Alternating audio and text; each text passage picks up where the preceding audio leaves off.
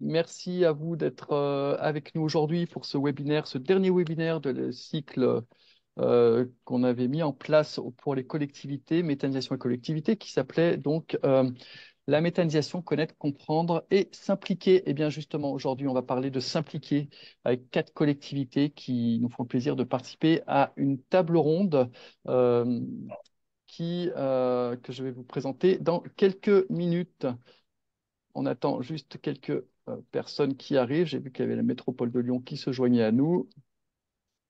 Et puis, on va ensuite commencer à dérouler. Allez.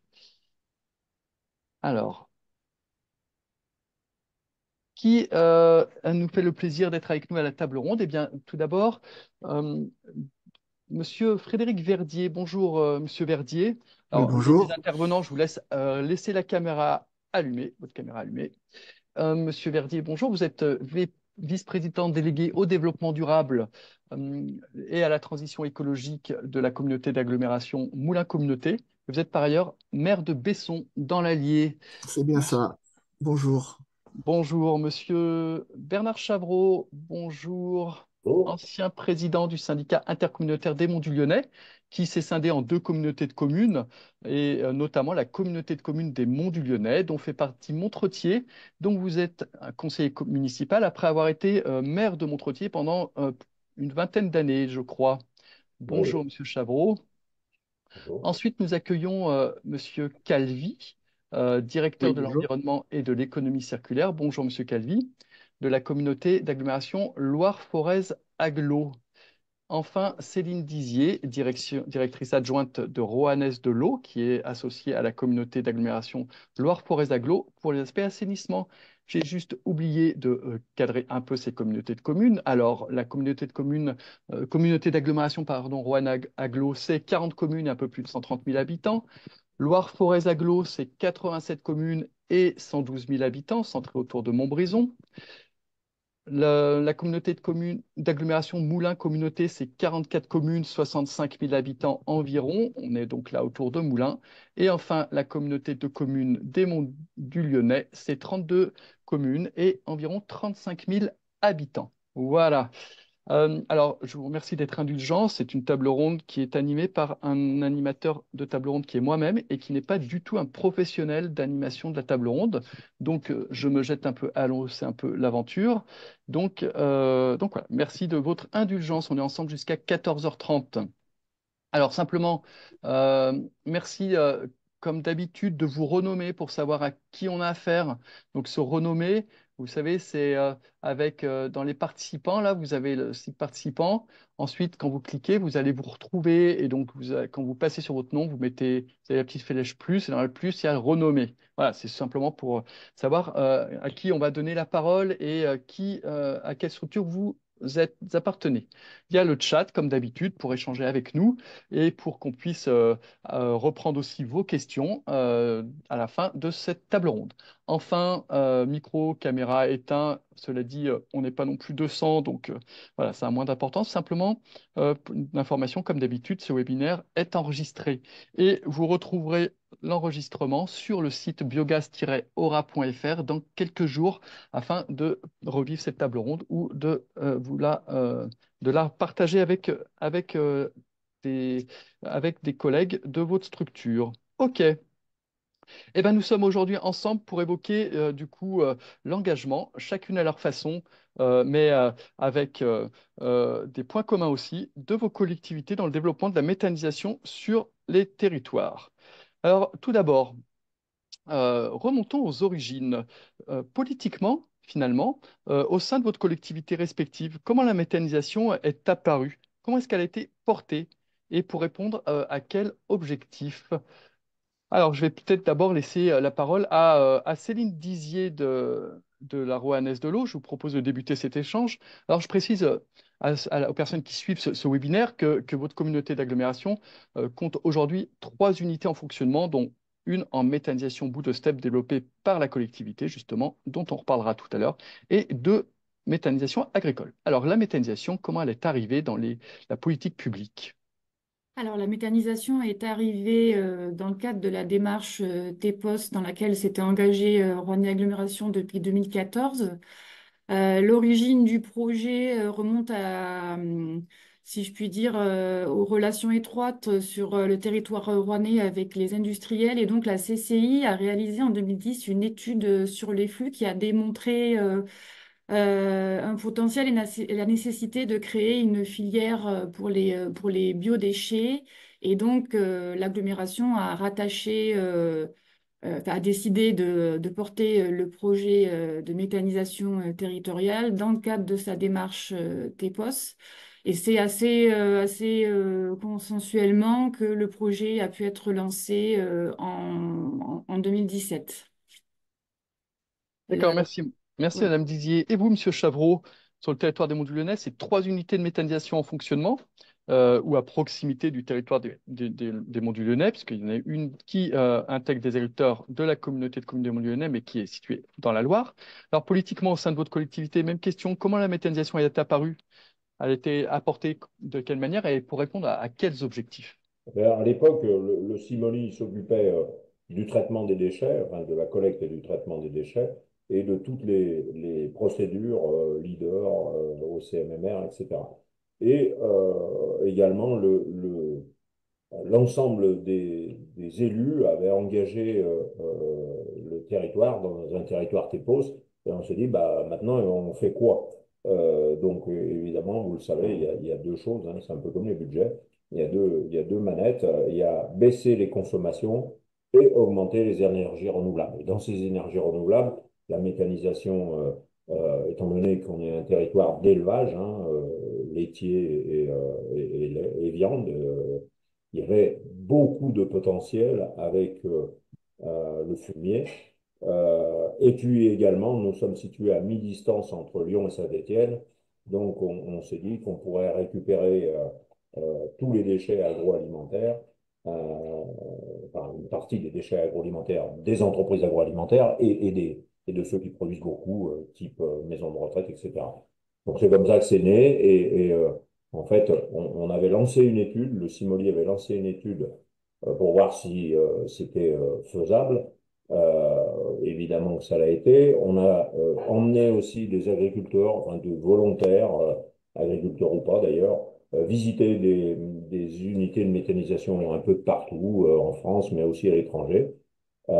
Et un jour, des agriculteurs nous ont dit, bah, nous, si vous nous soutenez, non pas financièrement, mais administrativement, on va dire, parce que c'est compliqué, eh ben on y va. Voilà comment le premier méthaniseur est né, et puis les deux autres sont nés à peu près en même temps avec des choses extrêmement différentes. Et tout ça était donc inscrit, donc, il y avait la démarche TEPOS, mais dans les documents un petit peu officiels de PCAET, ça a été identifié un peu tous ces objectifs-là. Il y a eu des objectifs chiffrés, sans citer les chiffres aujourd'hui, hein, mais voilà, les élus étaient OK pour, allez, on part, on parie sur la méthanisation. Alors, on parie surtout, hein, on parie surtout. Oui, Il n'y a que les éoliennes où véritablement on a un territoire tellement mité qu'il y a très très très peu de lieux où on peut en mettre. Et il se trouve que les deux lieux où on peut en mettre, les maires sont contre, donc ça va être compliqué. Mais on a parié aussi sur le photovoltaïque, sur le développement des chaufferies bois, voilà, tout ce qui peut permettre de l'énergie renouvelable, hein. donc c'était vraiment le mix énergétique qui apparaissait dans le PCAET. Merci, Monsieur Chavreau. Frédéric Verdier, vous, en tant que maire d'une commune où se situe une unité de méthanisation, un Besson Énergie, je crois que vous avez pris votre bâton de pèlerin pour porter politiquement tout ça. Racontez-nous. Effectivement, vraiment à la genèse de tout ça, c'était aussi notre plan climat à Moulins Communauté qui avait commencé à nous parler de méthanisation, mais c'était encore quelque chose qui existait peu sur le territoire puisqu'on n'en avait qu'une sur le territoire de notre agglo. Et puis un jour de manifestation du monde agricole, j'étais soutenu à des agriculteurs de mon village et j'ai beaucoup parlé avec eux et la question était de dire mais comment demain, quelle solution vous avez pour que demain, on continue à avoir des belles exploitations, des beaux élevages? Est-ce qu'il y a des solutions? Et il y en a un qui me dit, mais pourquoi pas la méthanisation? On a, comme vient de le dire le monsieur qui vient de parler avant, on a aussi une région d'élevage, on a un gros potentiel. Et là, ils se sont réunis, plusieurs agriculteurs, et ça a donné une unité agricole qui est uniquement sur le territoire, qui représentait 5 familles à l'origine et qui aujourd'hui fonctionne depuis 3 ans, qui fonctionne plutôt bien, hein, techniquement parlant. Par contre, oui, bâton de pèlerin, parce que il a fallu parler à beaucoup de personnes, expliquer ce que c'était. Moi-même, je me suis déplacé avec eux et tout seul aussi pour essayer de comprendre les tenants et les aboutissants. Et on en parlera peut-être un peu plus tard et puis casser un peu tout ce qu'on entend aujourd'hui, ce qu'on entendait, on entend un peu moins sur le bruit, sur l'odeur et j'en passe et des meilleurs. Parce qu'effectivement, quand on est maire, ben, on a bien envie d'un développement, mais on a aussi envie d'une paix. Et donc, pour bien pouvoir expliquer aux gens, ben, il a fallu qu'on comprenne tout ça. Et puis voilà, ça s'est fait un petit peu comme ça. Et depuis, mes collègues des autres communes ben, sont un peu plus sensibles à ça. Et il s'avère que notre méthaniseur n'a pas posé de problème au niveau de la population ni des alentours. Donc, c'est un peu apaisé tout ça. Et aujourd'hui, 3 autres projets sont en réflexion sur notre territoire et on s'en réjouit. Merci. Et vous me disiez aussi, enfin, c'est vrai que le bâton de pèlerin, c'était bon pour les riverains, mais aussi pour vos collègues élus hein, à Bien Moulins sûr. Communauté, parce que du coup, d'abord, il y avait oui, une méconnaissance de ce qu'était la méthanisation, voire même une crainte. Bah, écoute, Il a fallu démontrer un petit peu des choses. aujourd'hui, quand on ne sait pas quelque chose, on va sur notre Google préféré, hein, et là, il y a plein d'ingénieurs Google qui vont vous dire exactement plein de choses, sauf que les premiers résultats sont souvent des résultats un peu euh, qui vont à l'encontre des projets. Donc, au départ, on vous dit que des choses pas bien. Il faut aller un peu plus loin, page 4, page 5, on commence à avoir des témoignages favorables. Et c'est un petit peu ce que j'ai essayé de dire à mes collègues. Et dans diverses réunions, j'aurais même apporté un jour un seau de digesta qu'on avait récupéré chez un méthaniseur et pour leur expliquer, ben, justement, ça sent pas mauvais. Regardez, il y a un seau de digesta. Alors, ça sent tellement pas mauvais que j'ai oublié pendant un mois dans ma voiture, dans le coffre. Et voilà, il m'a pas dérangé. Donc c'est assez intéressant quand même dans la démarche, parce que mes collègues étaient quand même ouverts. Ils ont eu envie de comprendre, ils n'ont pas condamné comme ça. Mais on leur a donné un petit peu confiance. Et puis depuis que le méthaniseur de mon village est en fonctionnement, ben, on multiplie les visites à tout le monde. Voilà, on sait que tout le monde ne sera pas d'accord avec le projet, mais au moins on a cassé les codes de l'odeur, du bruit. Et tous ceux qui repartent eh ben, se disent qu'effectivement, ils ne s'attendaient pas à ça et que c'est bien plus positif que ce qu'ils pensaient en arrivant. Il y en a encore qui sont contre, bien entendu. Mais voilà, c'est rentré un petit peu plus dans la tête des gens. Merci, Monsieur Verdier.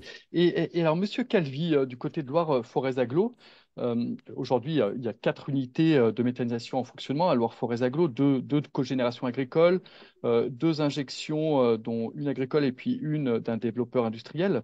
Alors, je crois que Loire Forez Agglo, vous me disiez qu'au départ, c'était plutôt une posture d'observation par rapport à la méthanisation, puis qu'après coup, hein, vous avez inscrit dans les documents de programmation un soutien à l'existant en tout cas, et puis aussi dans le cadre d'autres objectifs de la communauté de communes.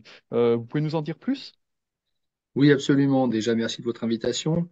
Effectivement, je crois que le rôle des collectivités, souvent, c'est de développer là où il n'y a pas de dynamique qui se fait toute seule. Et en l'occurrence, sur la méthanisation, on avait la chance sur notre territoire d'avoir déjà des dynamiques très fortes existantes. Et donc, c'est pour ça que dans notre plan climat, nous avions positionné d'autres énergies renouvelables en priorité, qui étaient le bois et le solaire. En effet, sur la méthanisation, on a eu dès 2014 une ferme qui s'est montée à Verrières-en-Forêt en cogénération, puis rapidement 3 autres à Saint-Thomas-la-Garde, et puis Précieux qui a commencé à faire de l'injection. Et puis enfin, effectivement, c'est notre service développement économique qui a accompagné l'entreprise CVE pour créer une unité en zone d'activité à Montbrison, avec l'accompagnement également autour de la biodiversité, puisqu'on est sur un site Natura 2000, proche d'une rivière classée, et qu'il y avait tout cet accompagnement à faire, tant sur le foncier économique que sur l'accès à ces terrains du point de vue biodive et compensation. Donc cet accompagnement a été fait de manière active, et effectivement, nous sommes mis plutôt dans une posture d'accompagnement, et ensuite, dès 2019, dans des démarches de développement des usages, de lien avec les apports, et puis aussi le lien avec le monde agricole sur tout ce qui va être digesta et utilisation de la matière. Et c'est vrai que depuis 2019, il y a de nombreuses actions très concrètes qui ont été mises en place. Ce qui est intéressant, c'est que moi, à l'époque, je travaillais à Saint-Étienne Métropole et qu'à Saint-Étienne Métropole, nous n'avions aucune démarche comme ça, initiative qui venait du terrain et que nous étions obligés de générer des rencontres entre agriculteurs pour leur présenter, etc. C'était une autre démarche, alors que pendant ce temps, dans le Forez, eh bien, ça se faisait par les acteurs. D'accord, donc effectivement, des contextes qui sont variables en fait, en fonction des collectivités, hein.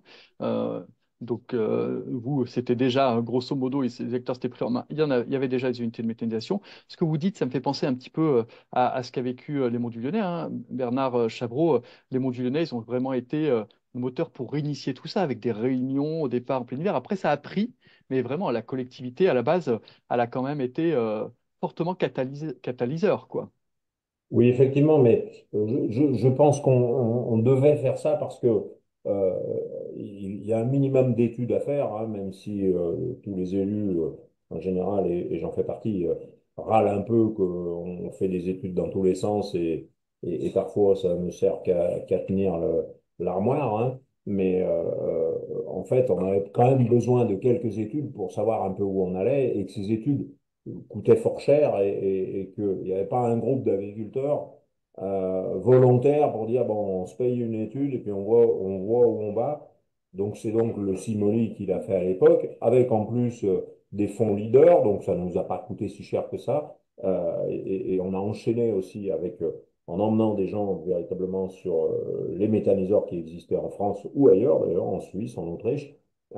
Et et tout le monde a pris conscience que bah, c'était faisable, que effectivement il y avait, alors ça a déjà été dit, hein, il y a le problème des odeurs qu'il faut absolument pas négliger, parce que ça peut devenir pour les riverains quelque chose d'assez gênant. Et d'ailleurs, sur les trois méthaniseurs qu'on a sur notre territoire, il y en a un où les odeurs ne sont pas traitées, et il y a quelques problèmes avec les voisins qui sont pas contre mais utilisent véritablement, on est quand même très très souvent ennuyé.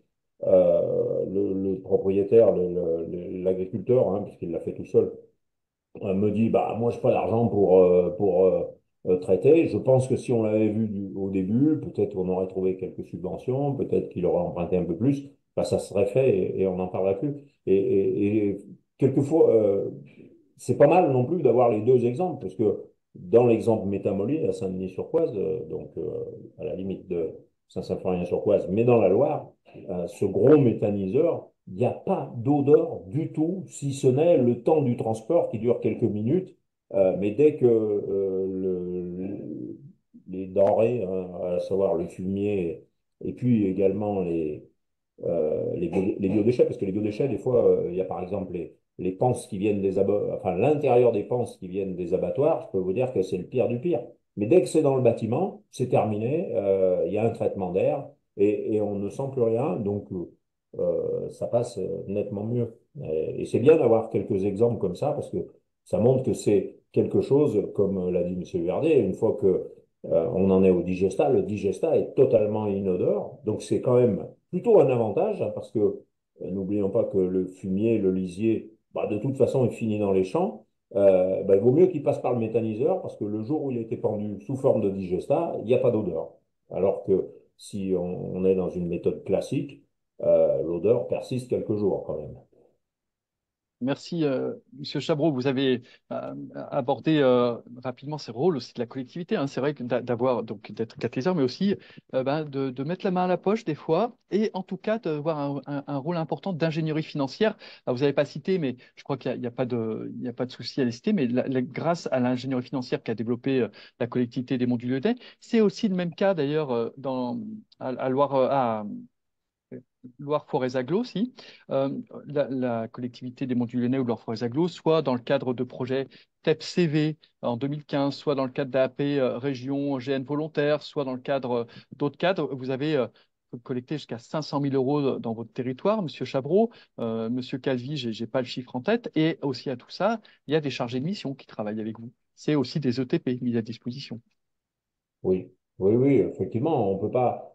C'est pas quelque chose qu'on peut faire comme ça sans ingénierie derrière. Donc, Oui, ça passe par ça, mais bon, on est dans un territoire qui est TEPOS, hein, qui véritablement, on essaye de se donner les moyens pour arriver à l'équilibre en 2050, c'est pas gagné, même si nos consommations baissent, même si on augmente nettement les énergies, l'utilisation des énergies renouvelables, pour autant, c'est pas gagné, même si on a tendance à être un peu en avance sur les autres, il faut pas baisser la garde. Donc, effectivement, la collectivité, elle est obligée de mettre la main à la poche et de payer des gens qui vont aller animer un certain nombre de réunions, hein. On en a fait beaucoup de réunions. Bon, ça fonctionne plutôt bien et je dis souvent, dans le monde lyonnais, on sait pas, c'est un peu comme la poule et l'œuf, on ne sait pas qui a commencé, parce qu'on a un tissu associatif avec des associations de tout genre, mais notamment environnementales aussi qui ont poussé les élus. Mais on ne sait pas si c'est les élus qui ont commencé et les associations qui se sont développées derrière. Enfin, ça n'a pas beaucoup d'importance. Toujours est-il que le fait d'être comme ça un petit peu piqué par quelques associations, ben, ça fait du bien. Et je trouve que ça fonctionne bien mieux parce que chacun se sent responsable un peu d'un certain nombre de choses et de responsabilités. Et puis, les associations environnementales qui sont présentées dans d'autres lieux, parce que, pour pas vous le cacher, moi je suis aussi conseiller régional d'opposition, j'entends des choses des fois sur les associations environnementales, mais bon, voilà.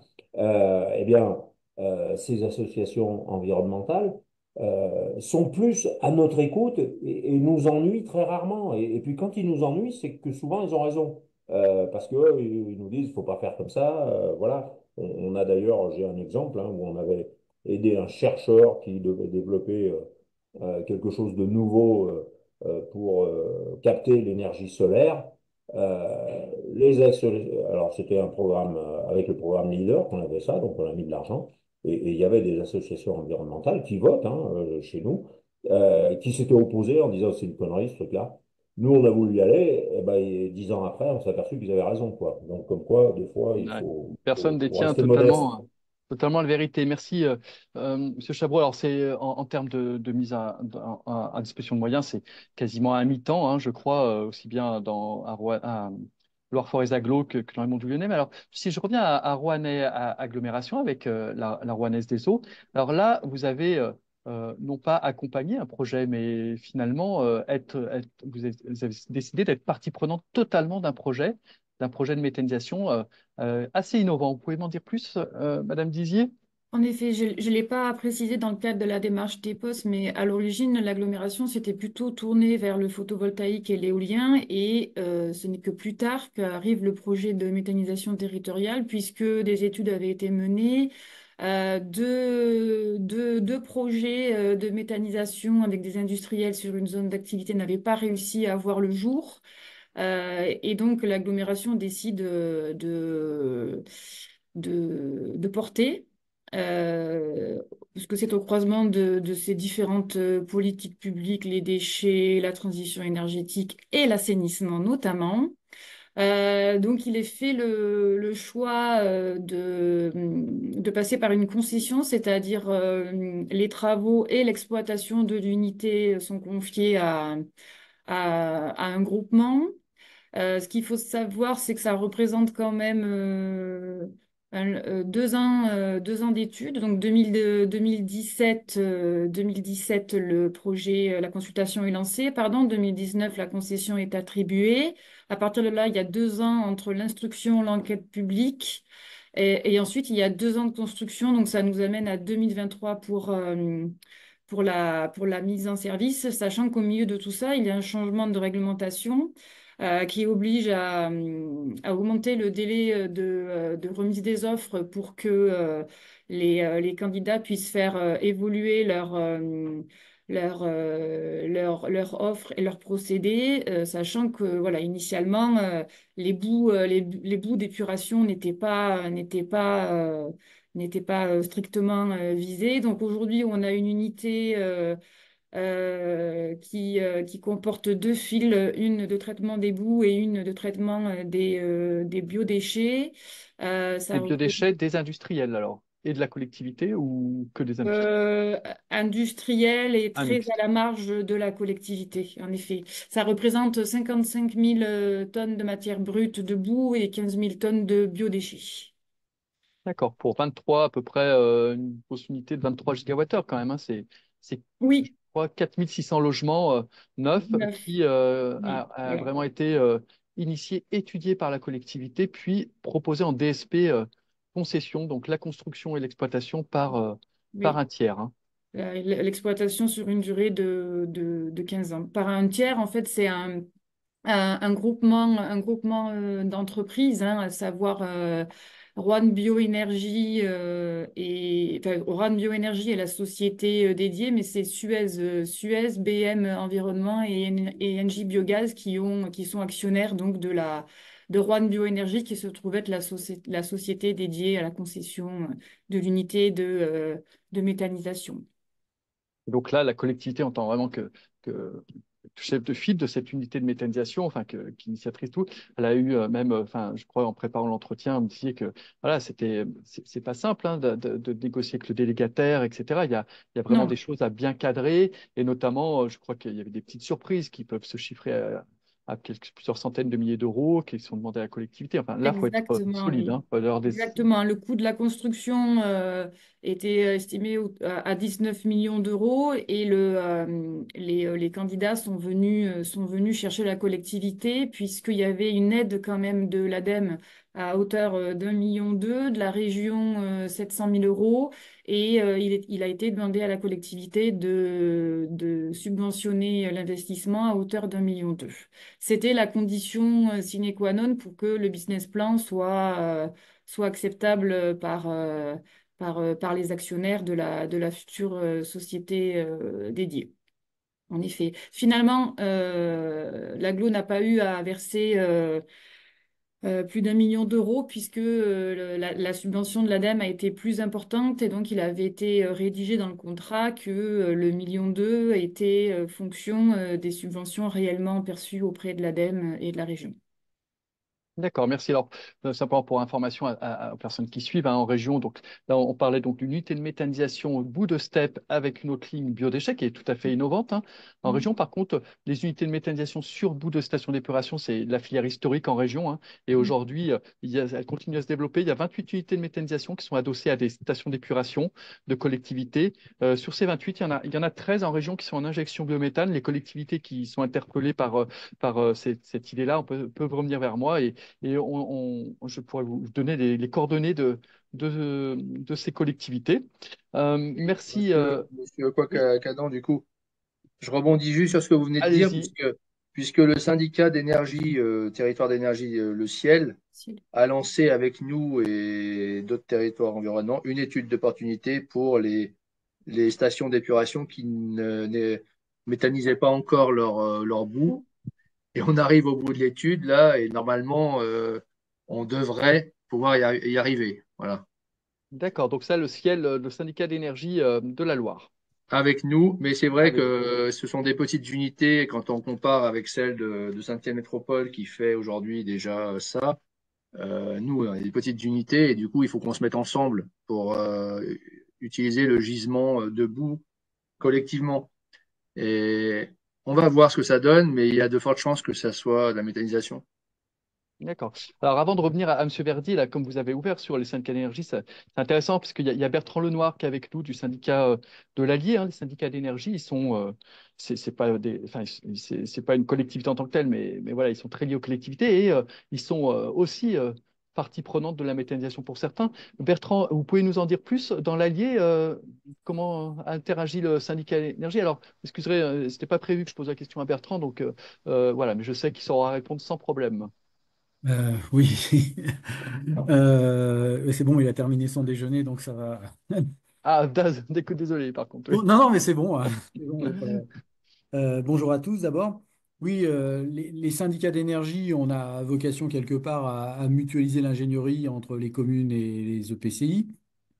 Donc nous, on a eu, un peu comme ce qu'a décrit Fred Verdier, un rôle de porter à connaissance et surtout un rôle de désamorçage des réputations malheureuses, d'expériences malheureuses, en analysant les causes.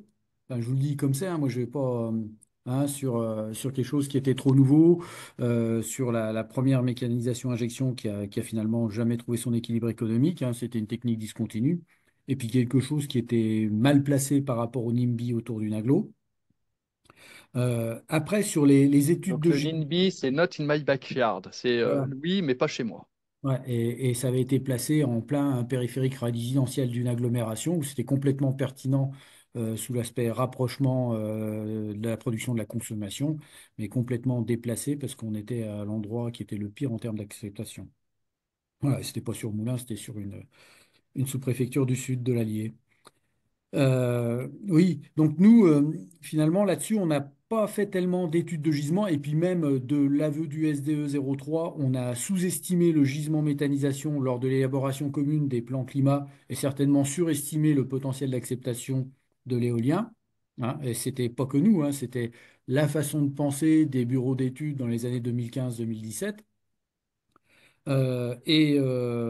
Pour l'acceptation de la méthanisation, bah, il n'y a rien de mieux que les visites. Il faut défantasmer les installations. On avait la chance d'avoir quand même un précurseur dans le département euh, d'initiative agricole.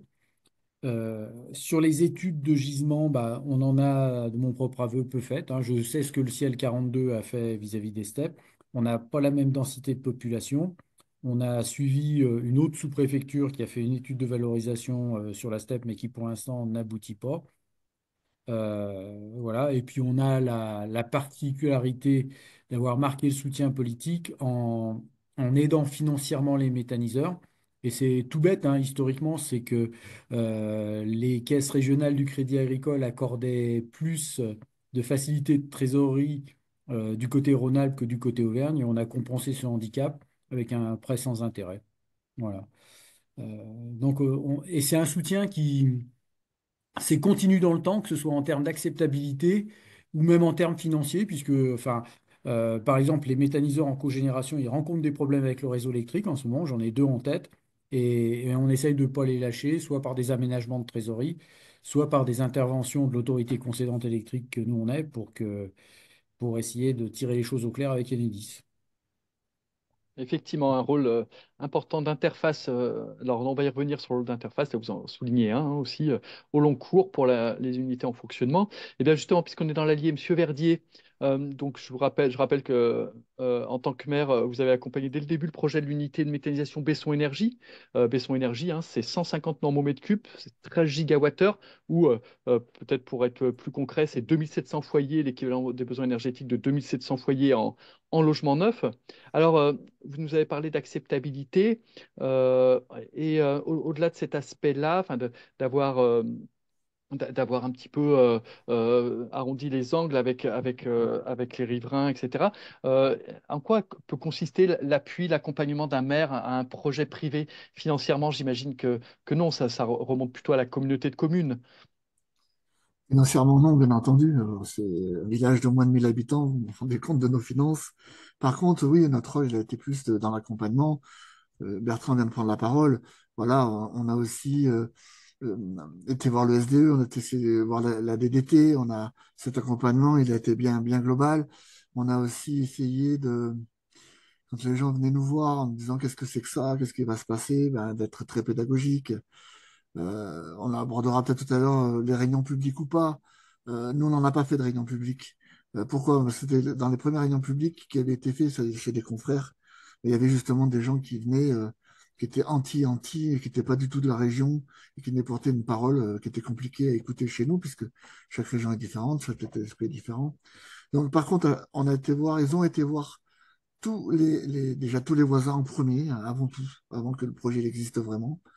Et puis, au fur et à mesure du projet, ben, dès qu'il y avait une question, ben, nous, on appelait le groupe, on disait, ben, Monsieur Untel, il se pose des questions sur ci, sur ça, et donc ils allaient le voir et ils ont discuté.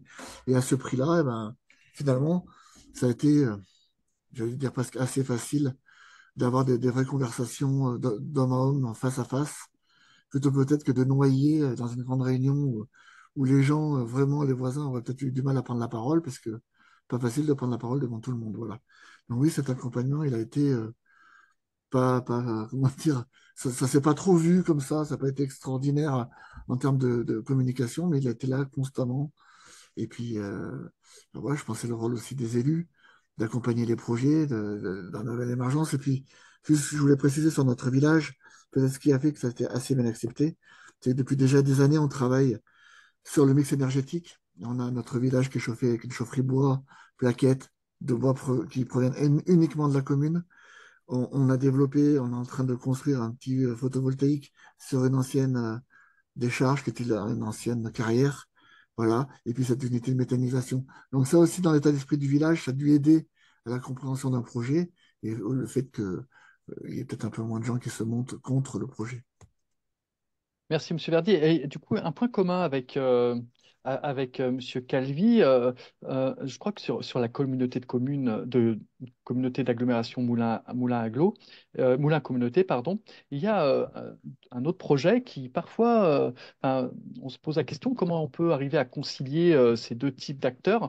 Donc, vous avez un projet agricole Besson Énergie qui est en place, et puis à côté, il se développe un gros projet de développeurs privés, ce qu'on appelle, c'est-à-dire des gens qui ne sont pas forcément du territoire veulent monter une unité de méthanisation en récupérant pas mal de choses autour, notamment d'ailleurs du fumier aussi d'agriculteurs. Et donc, je crois que c'est d'ailleurs le même développeur, mais on va peut-être pas le citer là forcément, hein, mais je crois que c'est le même acteur que chez Monsieur Calvi.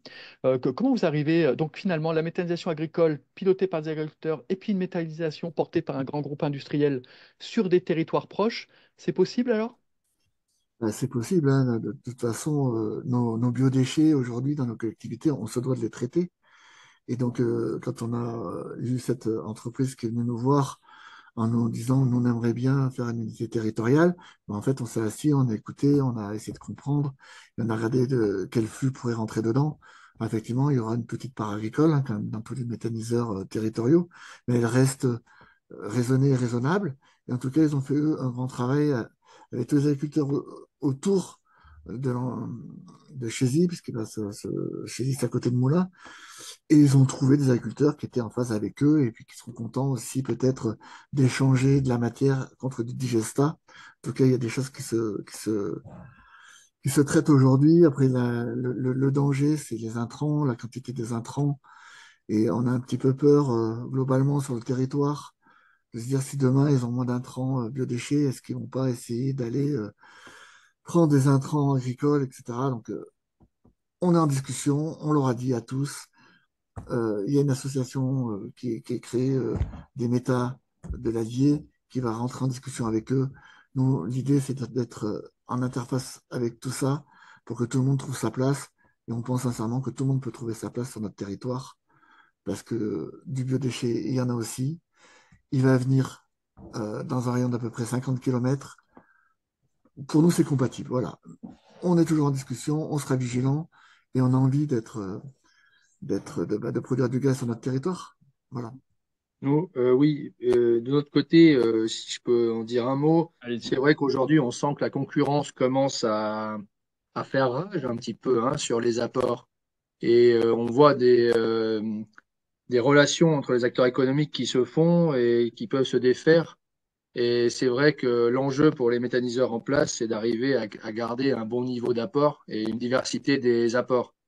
Effectivement, nous, suite à une étude qu'on a lancée, on essaye de développer l'apport direct, par exemple, de produits de tonte directement aux méthaniseurs grâce aux paysagistes. Mais on a aussi effectivement la question des biodéchets à traiter. Alors nous, on n'a pas choisi de filière spécifique parce que on a estimé que si on choisissait la filière méthanisation pour le traitement de nos biodéchets, on n'allait pas avoir de concurrence vraiment sur le territoire et déjà que les budgets des déchets, là, du traitement des déchets augmentent et qu'on a beaucoup de plaintes des habitants à ce sujet, on va pas en rajouter en se mettant des filières comme ça, en choisissant des filières qui auront le monopole. C'est pour ça que la filière compostage industriel, qui est présente aussi bien comme il faut sur notre territoire de la Loire, bah, nous sert à maintenir une certaine concurrence. Néanmoins, nous, on a une collecte de biodéchets qui est très petite, puisqu'on n'a que 3 bourgs on a vraiment mis en place la collecte des biodéchets que pour les particuliers et on ne va pas sur le champ des entreprises. Et on a communiqué en direction de tous les gros producteurs de biodéchets sur l'offre privée qui existait sur la collecte. Et vous avez des méthaniseurs agricoles qui se sont liés à des entreprises du déchet, qui ont aujourd'hui, qui ont des quais de transfert, qui ont des déconditionneurs qui leur permettent d'avoir une soupe qui aujourd'hui valorise dans la méthanisation. Et les fermes agricoles s'allient avec ces entreprises du déchet pour offrir une solution au privé. Donc les EHPAD, les hôpitaux, les collèges, etc.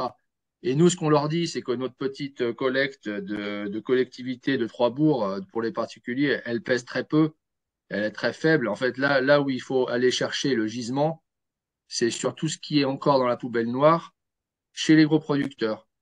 Et là, il y a un potentiel qui est très fort, ce qui fait que on se dit qu'il y a certainement de quoi faire pour tous les utilisateurs, que pour tous les méthaniseurs existants. Après, s'il y a des velléités d'en créer d'autres demain, effectivement, il peut y avoir de l'attention sur le gisement et puis le risque d'avoir des cultures qui soient faites exclusivement pour ça. Je rejoins le maire qui s'est exprimé sur ce sujet. Monsieur Verdi. Merci, Monsieur Calvi. Donc, en fait, avec Monsieur Verdier et Monsieur Calvi, on a quand même abordé les deux grands aspects d'interface du rôle d'une collectivité en termes d'interface et de tiers de confiance. C'est l'interface avec, avec les riverains, enfin, en termes d'acceptabilité. Je vais revenir un peu avec Madame Dizier parce que je crois qu'il y avait eu aussi un rôle d'interface important à faire vis-à-vis des riverains pour le développement de la méthanisation bout de steppe biodéchets. Et puis un rôle d'interface avec les acteurs économiques que vous avez eu. Alors là, Métatonte, par exemple, avec les paysagistes chez Loire Forez Aglo, où eh bien, du coup, on l'a vu entre deux acteurs de la méthanisation aussi avec Monsieur Verdier et Moulin Agglomération. Et là, on va revoir aussi cette interface entre acteurs économiques ensuite avec Monsieur Chavreau, où il y a eu un gros travail là-dessus. Madame Dizier, du coup, au niveau acceptabilité, ça n'a pas été si simple, hein, je crois, quand même, pour vous. Non, ce qu'il faut peut-être préciser, c'est que l'unité de méthanisation a été construite à côté de la station d'épuration de Roanne, qui se trouve donc toutes les deux en ville. Comme on est plus sur la partie assainissement historiquement, on a déjà eu le problème des odeurs qui est ressorti à plusieurs reprises par rapport à la station d'épuration, donc ça ne nous inquiétait pas.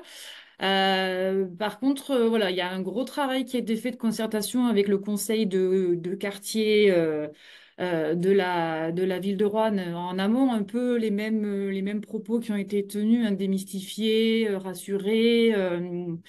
Ça se passait relativement bien jusqu'à ce qu'il y ait le lancement de l'enquête publique et qu'il soit fait état et qu'il ait été relevé que donc dans le cadre de l'unité de méthanisation, il serait nécessaire de créer une plateforme de stockage et que cette plateforme, il y avait 3 sites qui avaient été identifiés qui n'était pas encore fixé. Et là, par contre, l'ambiance a changé, si je puis dire, puisque à la fois les habitants des communes concernées et leurs élus sont montés au créneau parce qu'ils ne semblaient pas avoir compris que le projet de méthanisation incluait cette plateforme de stockage. Donc là aussi, crainte par rapport au trafic, à l'augmentation du trafic et les odeurs. Sachant que l'épandage des boues est déjà courant sur la partie rurale voilà, de l'agglomération et donc il a fallu refaire un travail de discussion, de partage des études qui avaient été faites sur ce sujet-là. Pour être transparente et pour ne rien arranger, il se trouve que depuis la mise en service de l'unité, il se trouve que, en effet, le dépotage des intrants, c'est-à-dire les soupes de sang, les graisses, c'est très malodorant, si je puis dire. Et le système de désodorisation dysfonctionne. Il y a vraisemblablement un sous-dimensionnement qui oblige la société à changer les filtres tous les 2 mois au lieu de 1 à 2 fois par an. Et il faut avoir recours à un système pour chauffer, pour limiter la condensation. Donc, sur la période amont et estivale, on a eu entre 50 et une centaine de plaintes, alors principalement de la part des riverains et des représentants du conseil de quartier. Donc, le nécessaire a été fait par la société exploitante pour faire cesser les odeurs. Hein. Ça fonctionne, sauf que c'était pas prévu comme ça dans leur modèle économique. Et pour ce qui est de la plateforme de stockage sur donc une commune qui en effet est en périphérie de Roanne, on est dans une relation avec le maire qui en fait demande un dédommagement pour accueillir cette plateforme sur sa commune. Voilà. Merci, Madame Di. Et donc, en fait, finalement, la leçon à tirer, c'est que c'est pas simple, hein, même si on essaye de tout bien caler, d'être bien transparent. Si on oublie un petit truc, parfois, c'est ce petit truc-là qui va crisper. En l'occurrence, d'avoir un peu omis, tout à fait involontairement, d'avoir omis Il de peut avoir parler de été cette nouvelle clair, en effet. plateforme de Oui. stockage. Voilà. Et donc, du coup, pif, paf, c'est là-dessus que se cristallisent les problèmes. Merci, Madame Dizier. Alors, Bernard Chavreau, je voulais revenir avec vous sur le rôle de la collectivité en termes d'interface au niveau des acteurs économiques. Alors, moins pour la méthanisation que pour la suite, hein, finalement, puisque comme pour Roannais, comme pour Loire-Forez-Aglo, vous êtes aussi dans une volonté de renforcer l'existant, d'accompagner l'existant vers une robustesse économique. Et donc, il y a eu le développement d'une station bio-GNV.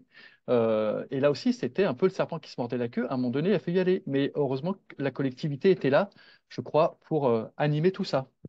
Oui, si tu me permets, je reviendrai juste sur l'acceptation, hein, parce que nous, on a eu aussi, à un moment, hein, ça n'a pas duré longtemps, mais des gens qui étaient inquiets. Et comme l'a dit Frédéric Verdier, on peut parfois tomber sur des huluberlus qui vous massacrent une réunion publique, hein, parce qu'ils sont contre tout, ils ont entendu qu'il y avait du gaz, donc ça allait exploser, les odeurs, on n'en parle pas, que le digestat, ça sentait très mauvais. Enfin, on entend tout et son contraire. Bon, il se trouve que nous, quand le maire m'a dit, ouh là là, il y a des riverains qui commencent à se mobiliser, on a immédiatement organisé une réunion publique et j'insiste sur le fait qu'on l'a préparé, c'est-à-dire que on avait mis au courant le maire, le président de la communauté de communes, moi-même président du CIMOLI, et les agriculteurs qui intervenaient, un spécialiste de la méthanisation de façon à répondre aux gens, mais je dirais presque de façon scientifique. Parce que quand on répond qu'on ne sait pas trop ce qui va se passer, c'est toujours très, très ennuyeux et les gens, ils commencent à parler dans tous les sens. Il y avait la moitié du village ce jour-là. Les explications ont dû être bonnes, je suppose, parce qu'on n'en a plus jamais entendu parler. Donc voilà, je voulais dire ça. Et ta question, c'était quoi? Parce que je l'ai Alors, déjà donc, en résumé, oublié. alors, une réunion publique, oui, mais bien préparée. Et du coup, il n'y a pas non plus de recette, hein, Oui. parce que voilà, M. Verdier, lui, il est plus Oui, sur du porte-à-porte. C'est pas simple, hein, tout ça. malgré que Et ce soit oui, malgré que ce soit préparé, on ne sait pas malgré que ce forcément. soit bien préparé, on Ouais, n'est pas à l'abri d'un individu voilà. qui vous massacre tout, quoi. Ouais. Et Mais ma bon, question, Bernard, c'était les acteurs économiques, le rôle d'interface des acteurs économiques, tiers de confiance, la collectivité, on l'a vu avec Monsieur Verdier et Monsieur Calvi, mais aussi euh, une collectivité qui vient impulser oui. des initiatives auprès des acteurs économiques, que sont en l'occurrence chez vous notamment les transporteurs, je crois. Oui, alors effectivement, hein, on s'est dit, bah, pourquoi pas aller plus loin, puisque cette unité de méthanisation est située dans une zone artisanale et qu'il restait des terrains. On a dit, bah, tiens, on va monter une station bio-GNV où le gaz vient pas directement parce qu'il passe quand même dans le tuyau de GRDF au passage, hein, mais il revient immédiatement alors que les deux entités sont situées à moins de 100 mètres l'une de l'autre. Mais surtout, avant de la monter, et là aussi, il y avait un vrai challenge parce que certains disaient, ouais, mais je suis prêt à y aller, mais j'ai pas de véhicule encore. Je l'achèterai quand vous aurez monté la station parce que je veux être sûr de pouvoir recharger. Et nous, notre station, on se disait, c'est bien joli de la monter, mais s'il n'y a personne au bout, ça va être difficile. Bon, donc on a fait un certain nombre de réunions avec les entreprises, avec les transporteurs, tu l'as dit, parce qu'on a beaucoup de transporteurs, et notamment certains qui se sont rendus compte que ben, ils organisent des voyages pour les musées, pour différentes choses à Lyon, et avec la ZFE, ils se sont dit, ça va pas durer longtemps cette histoire, donc on a intérêt à passer à autre chose et avoir des cartes qui fonctionnent au biogaz. Donc, C'est des zones à on- faible émission, hein. C'est une ouais, zone, dans les zone à zones faible urbaines émission. notamment. Et donc, on s'est lancé avec une subvention TFCV, effectivement. Voilà. Et immédiatement, ils ont joué le jeu. Un certain nombre d'artisans a joué le jeu aussi en disant, bah, c'est le moment de changer mon véhicule, je vais prendre du biogaz puisque je suis dans le coin. Et puis, on avait deux ou trois sociétés importantes qui ont beaucoup de véhicules et qui bah, les changent assez souvent. Hein. Je pense, comme je suis président des syndicats des eaux et qu'on travaille avec Suez, il y a 7 ou 8 véhicules utilitaires et on a mis dans le contrat qui vient d'être renouvelé, qu'ils devaient s'équiper de véhicules propres. Et évidemment, ce qui était visé, c'était le GNV, puisque le siège se situe à 2 km de la station. Donc, c'était très facile. Le problème actuellement, c'est qu'on ne trouve plus de véhicules utilitaires GNV en France et même plus en Italie, qui était quand même à la pointe. Donc, bon, j'ai trouvé quelque chose. Alors, évidemment, en Suez, il faut les surveiller comme le lait sur le feu.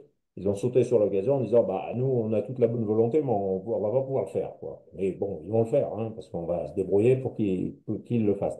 Mais effectivement, là aussi, hein, entre la poule et l'œuf, qui est-ce qui parle le premier? Ben, la collectivité doit être moteur, hein, il n'y a pas de doute possible. Véritablement, là, on a pris un gros risque avec cette station parce que au départ, on s'est dit si vraiment il n'y a personne qui vient charger, je ne sais pas ce que on aura dépensé de l'argent pour rien. Mais on avait l'engagement au moins verbal d'un certain nombre de gens et pour le moment, ça progresse plutôt bien. On envisage même d'en faire une deuxième sur le territoire. Bon, malgré du coup les difficultés, ça continue à avancer. Merci Monsieur Chavron. On arrive bientôt au bout de cette table ronde, puis on prendra ensuite quelques questions. Finalement, est-ce que vous auriez, alors, par rapport aux collectivités qui nous suivent, chacun quelques conseils sur bah, comment s'y prendre, les écueils à éviter pour faire en sorte que la méthanisation se développe sur un territoire de manière harmonieuse et le plus consensuelle possible?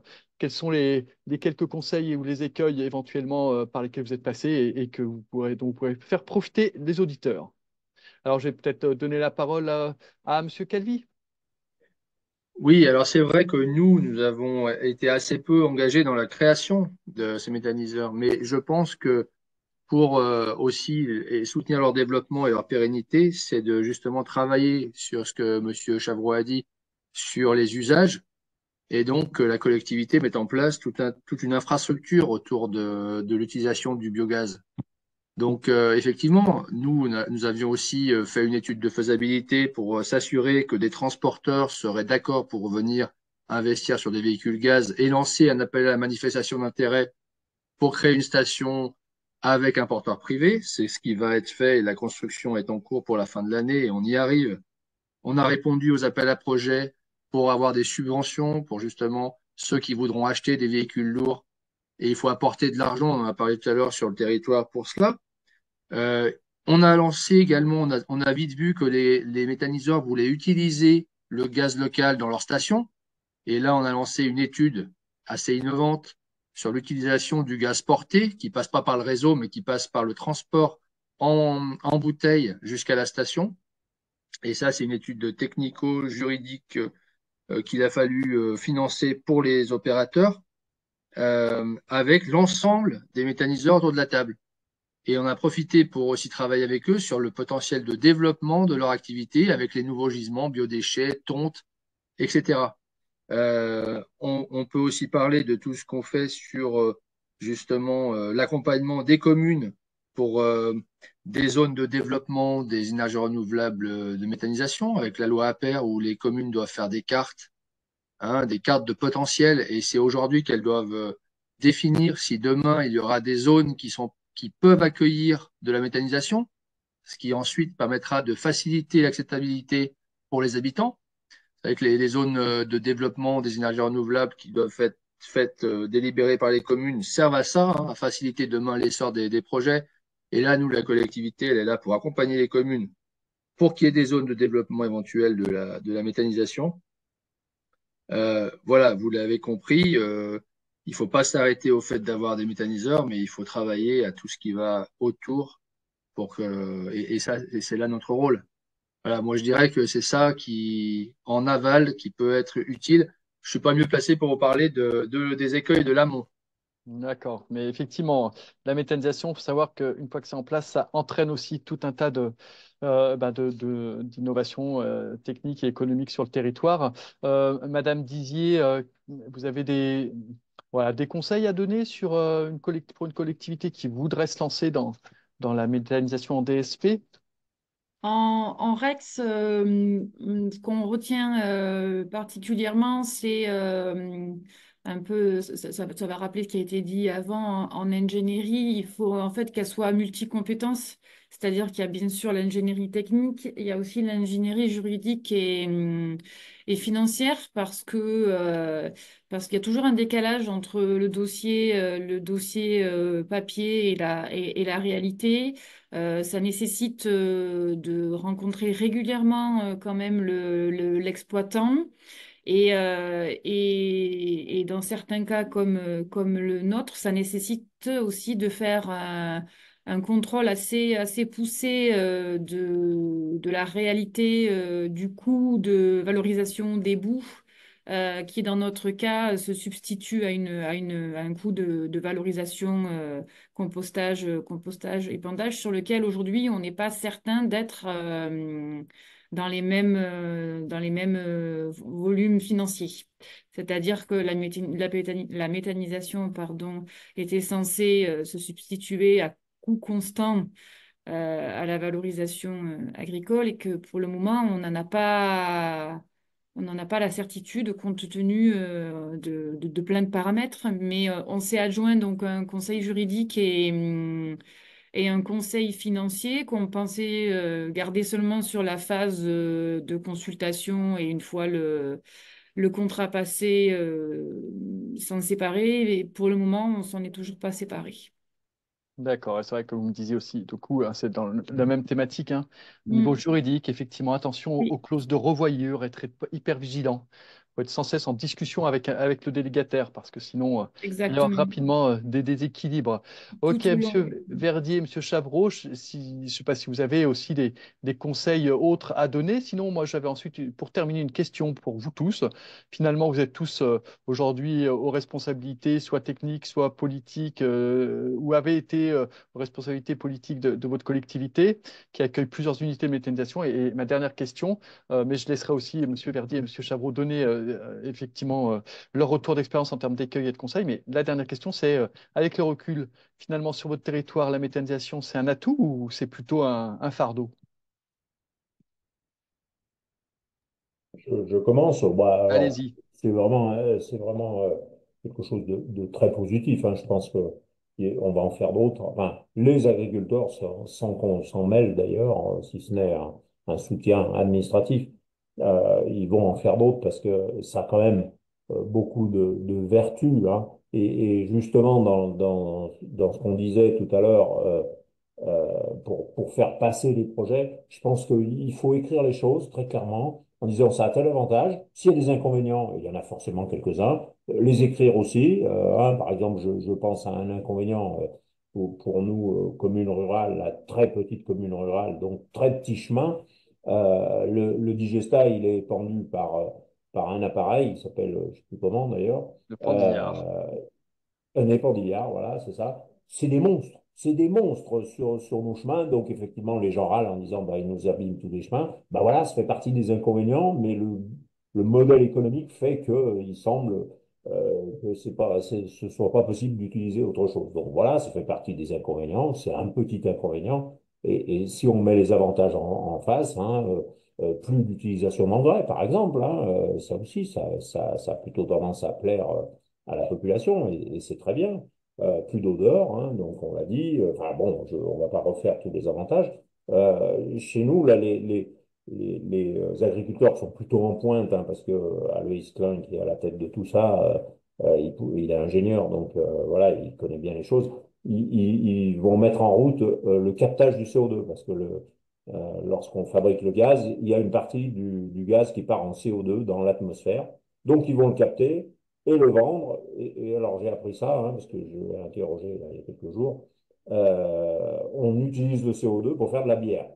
Donc, voilà, il y aura une partie des bières Ninkasi, pour ne pas les nommer, qui seront faites avec, faut pas le dire trop fort, mais avec du fumier des monts du Lyonnais, quoi. Voilà. Bon, Eh ben, écoutez, pourquoi pas?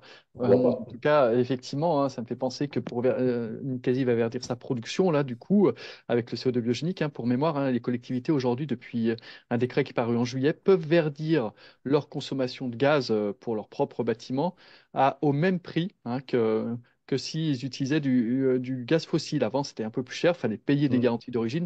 Aujourd'hui, les garanties d'origine, elles sont priorisées vers les collectivités qui peuvent les obtenir gratuitement. Monsieur Verdier, une unité de méthanisation sur une petite commune comme ça, qui finalement fait plus de gaz que les besoins de la commune. Euh, Finalement, alors, avec le recul, fallait qu'elle se fasse, cette unité? Bien entendu. En plus, le côté un peu bizarre dans l'histoire, c'est que pour l'instant, on n'a pas le droit d'utiliser le gaz qu'on produit. Et ça va arriver, hein, puisque notre village n'était pas au gaz auparavant. Ah, plus. Ah, ok. Voilà. Mais bon, au-delà de ça, vous parliez un peu des écueils et des conseils. Si je peux me permettre deux, trois choses vite fait. Tout à fait, Euh, allez-y. Déjà, ben, quand il y a un projet sur son territoire, ben, ne pas hésiter à aller voir un petit peu ailleurs les projets qui existent pour comprendre aussi par soi-même et pas écouter que le langage un petit peu qu'on va venir vous dire au départ, quoi, hein. Faut avoir l'esprit critique, bien sûr. Euh, Nous, on a fait intervenir à Moulin Communauté un bureau d'études qui nous présentait toutes les énergies renouvelables, toutes, avantages, inconvénients. Ce jour-là, il y avait beaucoup de maires. Ça, c'était intéressant. Comme ça, on a aussi une petite culture qui commence à arriver. On a aussi fait des réunions avec les transporteurs, avec les SICTOM, avec l'appui du GRDF, pour savoir comment ils pourraient éventuellement un jour évoluer, faire évoluer leur flotte. Voilà. Pour le CO2, alors ça y est aussi, dans la Liépage sur Monaco, il y a une unité qui vient de se créer qui va faire, alors peut-être pas des bulles pour la bière, mais j'ai cru comprendre que c'est pour le Coca-Cola, c'est un peu moins bien. Je préfère la bière que le Coca, hein. Pour les chemins, par exemple, à Besson, ben, on a une convention avec le méthaniseur qui nous aide parfois à refaire des bouts de chemin qui sont abîmés du fait qu'ils passent. Voilà. Donc, il y a la... Et pour conclure un peu, c'est gardons une communication toujours avec nos projets, avec nos porteurs de projets. Continuons à aller avec eux. Et puis, quand il y a un truc qui ne va pas, on se le dit tout de suite. On ne fait pas grossir les abcès. Et souvent, on a des bonnes relations qui font que ben, c'est plus facile d'avoir des choses. Voilà, donc pour nous, c'est un atout, c'est un vrai atout. Voilà, un vrai atout pour notre territoire rural. Et en réflexion, je vous l'ai dit, il y en a trois, donc on s'en ferait cinq. Notre PCET, c'est 6 à l'échelle 2050. On n'est pas si mal. On aura peut-être 7 même. Donc on n'est pas si mal. Après, au-delà, attention aux intrants, aux quantités, restons prudents. Et c'est aussi notre rôle d'accompagner, de tirer les signaux d'alarme quand il y en aura. Mais oui, oui, s'il fallait refaire celui de Besson, je re-signe tout de suite. Ça me fait penser, Monsieur Verdi, que je m'excuse. On m'avait prévenu pourtant. Il fallait dire Besson et pas Besson. Mais désolé, voilà, Besson, effectivement. Écoutez, merci à tous. On va prendre quelques questions. Je ne sais pas s'il y a quelques questions dans l'Assemblée, mais allez-y, vous pouvez ouvrir votre micro et puis échanger avec les membres de la table ronde. Allez-y, hein, n'hésitez pas à prendre vos questions. Là, on a terminé les échanges. Je redonnerai éventuellement une dernière fois la parole si il y a des choses que nos invités souhaitent vous dire. Mais globalement, c'est l'heure des échanges entre nous. Alors, je crois qu'il y avait pas eu de questions dans le chat ni rien. Mais est-ce qu'il y a des questions pour nos interlocuteurs? Bon, j'ai l'impression que Ouais, monsieur. Oui, il n'y a pas de question, mais j'aurais bien rebondi sur. allez-y, du coup, rebondissez. Non, mais si vous permettez, en fait, c'est vrai qu'on a toutes les peines du monde à faire aujourd'hui de l'éolien, même si dans le Rouennais, On est bientôt invité à inaugurer un magnifique équipement. On a du mal à le faire, à l'acceptabilité. Le solaire, il faut beaucoup de toiture, beaucoup de surface pour faire de la puissance. Et c'est vrai qu'on se rend compte que la méthanisation, elle est quand même un petit peu plus facile à faire sortir euh, vis-à-vis des bâtiments de France, vis-à-vis du paysage, ça s'intègre plus facilement et on peut quand même, nous, dans le cadre de nos projets PCAET et TPOS, valoriser auprès des communes cette solution. Et c'est vrai que si on peut décomposer auprès de chaque commune les engagements de la collectivité en termes de production d'ENR pour les décliner à chaque commune pour dire, vous, c'est tant de gigawattheures à sortir par an si on répartit par la population. Vous avez du vent, vous avez du soleil, vous avez des agriculteurs. Comment vous pouvez arriver au résultat?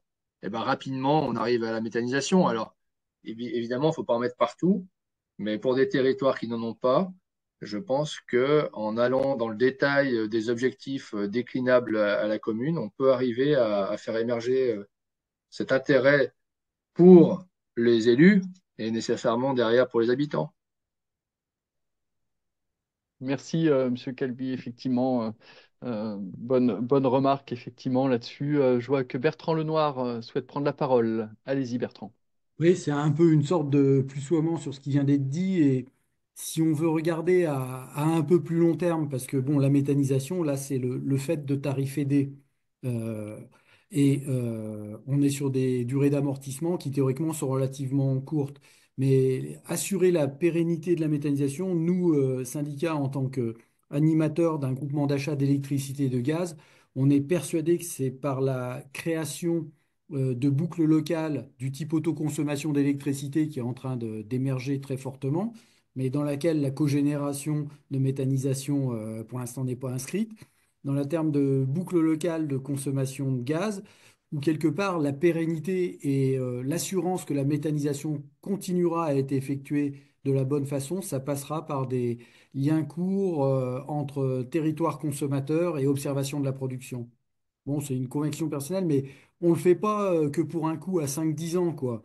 Et je pense pas que dans 20 ans, l'électrification, hydrogénisation de la société aura enlevé tout intérêt à la méthanisation. Donc, on est aussi en train de préparer des bases longues de structuration des territoires.